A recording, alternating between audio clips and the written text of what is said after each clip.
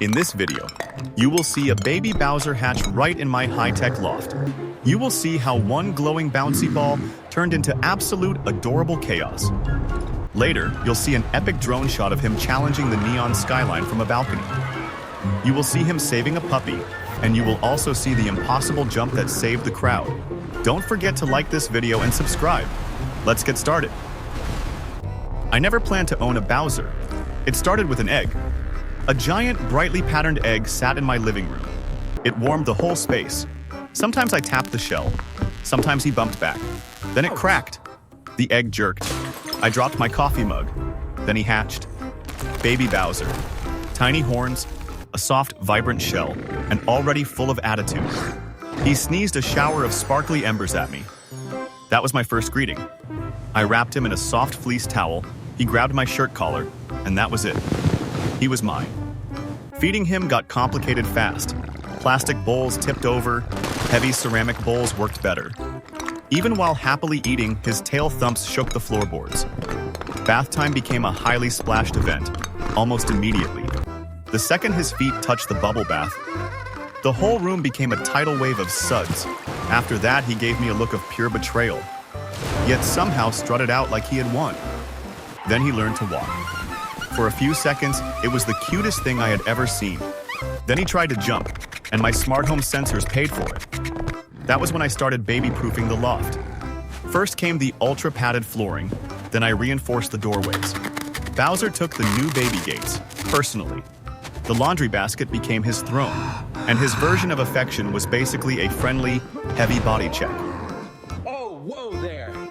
Then I finally took him to the park, walking in a custom-fitted harness. He strutted in like he owned the turf. Then, one neon bouncy ball rolled into view.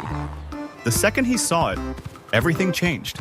I barely had time to react, and suddenly he was bounding across the grass like a joyful, tiny tank. He caught the ball and looked deeply offended when it finally popped. Another puppy barked at him. Bowser answered with a theatrical huff, accepting the playful challenge. The only thing that could distract him was premium snacks. Of course, he trotted back looking incredibly proud. By then, he was getting too big for the back seat.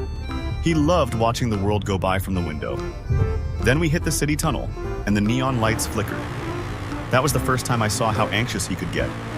He pressed his forehead against mine, and for a second, my giant boy felt small again. Back home, he started carrying himself like a young king. Doors stopped meaning much to him. Smart locks meant even less.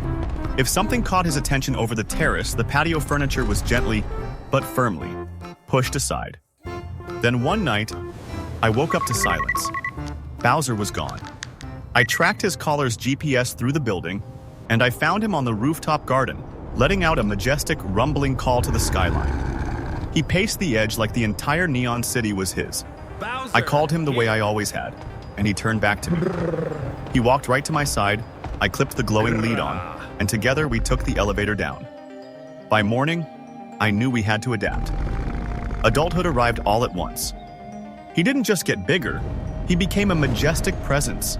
His shell grew more textured, and he learned to control his sparkly embers perfectly.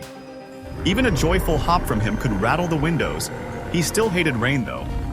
When delivery drones arrived, that became a playful problem immediately. A few seconds later, my patio cushions paid the price. But, just like always, he'd come back acting like a giant lap pet. Storms made him pretend he was brave, but thunder always sent him hiding behind the sofa. Because of his local fame, Bowser was invited to the town fair as a special guest. At first, it was magical. Bowser looked completely in his element, posing for photos. Even when dogs barked, he stayed perfectly regal. Then, everything changed. A massive parade float malfunctioned.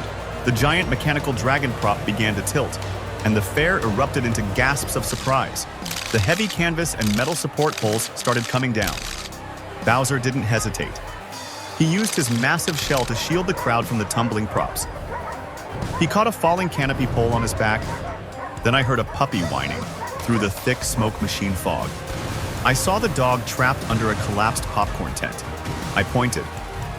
Bowser understood immediately. He pushed straight through the tangled canvas, turning his body into an unbreakable shield so I could pull the puppy out safely. But the main float arch began to tip entirely.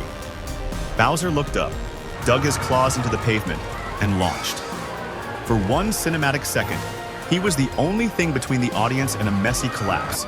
He hit the structure with everything he had, bouncing the heavy beams away. He used a focused, bright puff of magical sparks to safely melt the tangled rope, dropping the safety net. The arch fell harmlessly to the side. When the fog cleared, he was still standing there, dusty, exhausted, but perfectly safe and ready to protect us.